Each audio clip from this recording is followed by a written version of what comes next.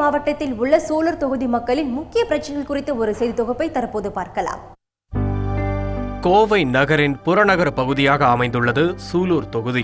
விவசாயமும் விசைத்தறியும் இந்த தொகுதி மக்களின் பிரதான தொழிலாக உள்ளது. சூலூர் பகுதியில் உள்ள திருச்சி சாலை குறுகலாக உள்ளதால் அடிக்கடி போக்குவரத்து நெரிசல் ஏற்படுவதுடன் விபத்துகள் ஏற்படுவதாக மக்கள் தெரிவித்துள்ளனர். இதை தடுக்க திருச்சி சாலையை 4 வழிச்சாலையாக மாற்ற வேண்டும் என்பது அப்பகுதி மக்களின் நீண்ட நாள் கோரிக்கை. திருச்சி ரோடை 4 வழிச்சாலையாக செய்தால் மிகவும் நன்றாக இருக்கும்னு என்னுடைய அபிப்பிராயம்.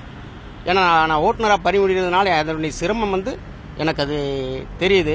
சூலூர் அரசு மருத்துவமனையில் போதிய வசதிகள் இல்லை என்பது மக்களின் புகாராக உள்ளது. அனைத்து வசதிகளையும் கொண்ட மருத்துவமனையாக அதை தரமுயர்த்த வேண்டும் என்பது தொகுதி மக்களின் எதிர்பார்ப்பாக உள்ளது. இன்னும் நல்ல ஒரு லேபரேட்டரி மருத்துவ பரிசோதனை செய்யறதுக்கு நல்ல ஒரு வசதிகள் பண்ணி கொடுத்து கோயம்புத்தூரில் இருக்கக்கூடிய மாவட்ட அளவில் இருக்கக்கூடிய ஆஸ்பத்திரி அளவுக்கு சூலூரில் இன்னும் கொஞ்சம் நல்ல அலுவலக பணியாளர்களையும் மருத்துவ வசதிகளும் லேபரேட்டரி வசதிகளையும் பண்ணி கொடுத்தா இன்னும் கொஞ்சம் நல்லா இருக்கும்.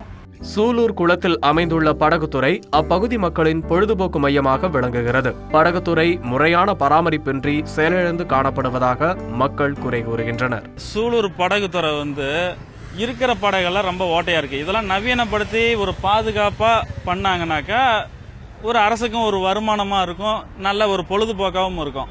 விவசாய தொழிலை காப்பாற்ற நொய்யல் ஆற்றை சீரமைக்க வேண்டும் என்பதும் விசைத்தறி தொழில் மேம்பட ஜவுளி சந்தை அமைக்க வேண்டும் என்பதும் மக்களின் எதிர்பார்ப்பாக உள்ளது. சிறு குறு தொழிலுக்கு என தனியாக தொழில் மையம் அமைக்க வேண்டும் என்றும் சூலூர் தொகுதி மக்கள் வலியுறுத்தியுள்ளனர்.